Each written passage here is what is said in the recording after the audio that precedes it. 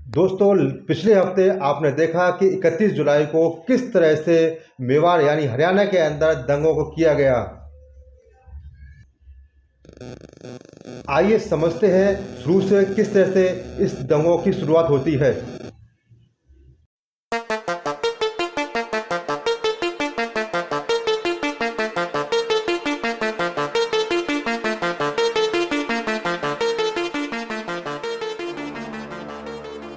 इन तस्वीरों को देखकर ये तो पता लग रहा है कि समाज में एकता जैसी चीज कोई बची ही नहीं है। हरियाणा में हिंसा सिर्फ इसलिए नहीं है कि वहाँ पर विश्व हिंदू परिषद का जुलूस निकाला जा रहा है, बल्कि इसीलिए कि जहाँ से ये यात्रा निकाली जा रही थी वहाँ पर 79% मुसलमानों की जनसंख्या थी। हाँ, सही सुना आपने। द इंडियन एक्सप्रेस की रिपोर्ट की माने तो हर साल विश्व हिंदू परिषद के कार्यकर्ताओं के द्वारा ये यात्रा नू में निकाली जाती है और पुराने समय में नू को मेवात के नाम से जाना जाता था और माना ये जाता है कि नू शिव जी के 3 लिंगों का स्थान रहा है, जिसका संबंध महाभारत के काल से जुड़ा हुआ है। मान्यता ये भी कहती है कि यहाँ पर श्री कृष्ण जी अपनी गायों को चराने के लिए आते थे और इसी वजह से विश्व हिंदू परिषद के कार्यकर्ता ये चाहते हैं कि यहाँ पर ऐसी यात्रा निकाली जाए जिससे कि यहाँ के लोगों में अपने धर्म के प्रति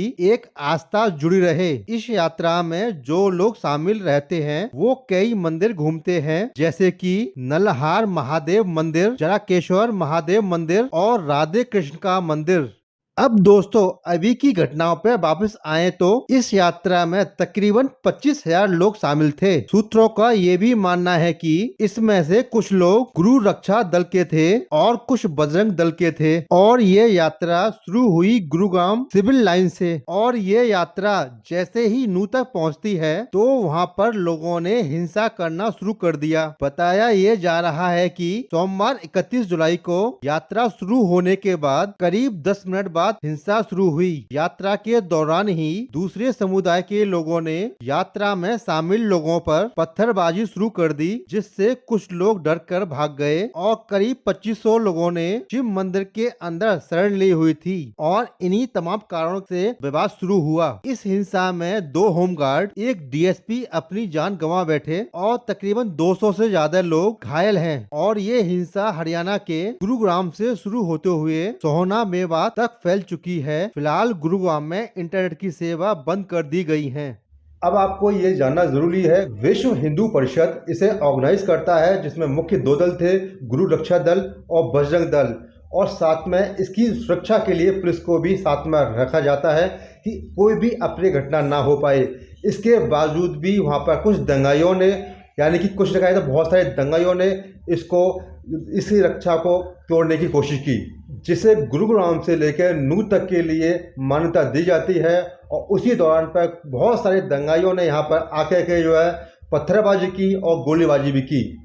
बड़े ही दुख की बात है कि हिंदुस्तान के अंदर एक हिंदू संगठन जो है, जो कि एक बजरंग दल और गुरु रक्षा दल दोनों ही धार्मिक रैली को निकालता है अपनी मान्यता के अनुसार, जैसे हर साल निकाली जाती है, और उस पर कुछ लोग बाहर से पत्थरबाजी करते हैं, उनको डिस्टर्बेंस करते हैं, उन्हें रैली को प्रॉपर तरीके से ही निकाले जाते, तो ये एक अच्छा इंडिकेशन नहीं है। अब दोस्तों, बात यहाँ पे ये निकल के आती है कि ये पत्थर आते कहाँ से हैं, किस तरह से इंतजाम किया जाता है। जिन दंगाइयों ने इन धार्मिक रैली पर पत्थरों को फेंका गया, पत्थरों से पथराव किया गया, तो पत्थर कहाँ से आते हैं, कहाँ से अरेंजमेंट किया जाता है, किन छतों का इस्तेमाल किया जाता है, और ये देखा जाता है कि वहाँ पर पत्थर कुछ नहीं, बहुत सारी तादाद की संख्या में पत्थरों का इंतजाम किया जाता है। यानी कि ये प्लानिंग कोई छोटी मोटी प्लानिंग नहीं, बहुत बड़ी प्लानिंग होती है। इसी तरह की घटना है बहुत सारे राज्यों में मिली हुई हैं। जब कभी भी धार्मिक रैली निकाली जाती है तो इस तरह के तत्व जो हैं इस तरह की घटना को अंजाम देते हैं, फिर उन पर कार्रवाई की जाती है। ठीक उसी तरह से मेवात के अंदर जो नूह के अंदर घटनाएं हुई, अब ये हाल वहाँ पर यह है कि अब यूपी में जो बुलडोजर और बाबा हैं जो यूपी में कार्रवाई करते हैं, वही कार्रवाई अब जो है हरियाणा के अंदर देखने को मिल रही है। 2 दिन पहले अभी ये न्यूज़ के अनुसार ये पाया गया कि बहुत सारी संख्या के अंदर वहाँ पर बुलडोजर पहुँचे, यानी कि जिन लोगों ने दंगाइयों ने दंगाई के ऊपर जो है बुलडोजर को की कार्रवाई की जा रही है, उनके मकान या उनके जो अवैध जो आक्रमण किया हुआ है उस पर कार्रवाई की जा रही है। और इसी दंगाइयों में तकरीबन 200 से ज़्यादा इन लोगों को गिरफ्तार किया गया है। मेवाड़ और नूह के अंदर से तकरीबन 200 लोगों को अरेस्ट किया गया इन सारी कार्रवाई के अंदर। दोस्तों, दुख की बात तो ये है कि कुछ दंगाई इसको शांति को भंग करते हैं और इसका खामियाजा वहाँ की जनता को भुगतना पड़ता है। आज यहाँ देखा जाए तो वहाँ पर बुलडोजर चलाए जा रहे हैं। कुछ ऐसे लोग भी हैं जिनका कोई कसूर नहीं था, फिर भी उनकी जगह को, उनके घरों को, उनकी दुकानों को तोड़ा जा रहा है। यानी कि ये कहते हैं ना कि गेहूं के साथ में घुन भी पिस जाता है, तो वही चीज़ वहाँ पर देखने को मिल रही है। मेवाड़ और नूह के अंदर जिस तरह से कार्रवाई की जा रही है, चाहे पुलिस के द्वारा, प्रशासन के द्वारा या फिर बुलडोजर के द्वारा कार्रवाई की जा रही है, वहाँ के अतिक्रमण जो हटाए जा रहे हैं, चाहे दुकानों की बात की जाती है, चाहे घरों की बात की जाती है, अब देखना ये होगा कि ये कितनी अच्छी कार्रवाई मानी जाती है। जिस तरह से अभी तकरीबन 200 के आसपास लोगों को गिरफ्तार किया गया है, इंक्वायरी में क्या चीज़ मिलती है ये आने वाला वक्त ही बताएगा। हो सकता है कि इसके कनेक्शन जो है बाहर के कुछ देशों से मिल सकते हैं।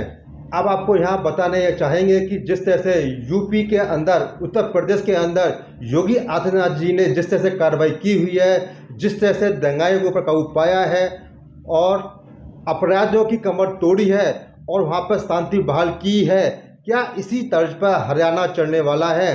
क्या हरियाणा के अंदर भी वो सारे दंगाइयों पर कार्रवाई हो पाएगी, या फिर जिस तरह से वहाँ के जो दंगाई लोग हैं, अपराधी लोग हैं, उन पर शिकंजा कसा जाएगा? क्या बुलडोजर के माध्यम से उनके जो आर्थिक स्थितियों को तोड़ा जाएगा? अगर इस तरह की कार्रवाई की जाती रहेगी और ये कंटिन्यू रहती है तो ये उम्मीद की जा सकती है यूपी में जिस तरह से शांति बहाल हुई है, उसी तरह से हरियाणा के अंदर भी शांति बहाल की जा सकती है। दोस्तों, आप कमेंट सेक्शन में ज़रूर बताइएगा वीडियो के बारे में, और हरियाणा गवर्नमेंट के लिए जिस तरह से हरियाणा गवर्नमेंट ने इमीडिएट बेसिस पर एक्शन लिया और यूपी की तर्ज पर उन्होंने काम करना शुरू किया। यूपी में जो दंगे होते हैं और हरियाणा में जो दंगे होते हैं, जिस तरह से यूपी के अंदर कंट्रोल किया जाता है, उसी तरह से हरियाणा गवर्नमेंट भी उन पर कंट्रोल करने की कोशिश कर रही है, उनके दंगों पर कंट्रोल करने की कोशिश कर रही है और अपराधियों पर शिकंजा करने की कोशिश कर रही है बुलडोजर के माध्यम से। तो कितना सफल रहेगा आने वाले टाइम के अंदर। अब इस वीडियो को हम लोग ही एंड करते हैं। मिलते हैं आपको नई वीडियो में नए टॉपिक के साथ में। Thank you very much. See you soon. Bye bye.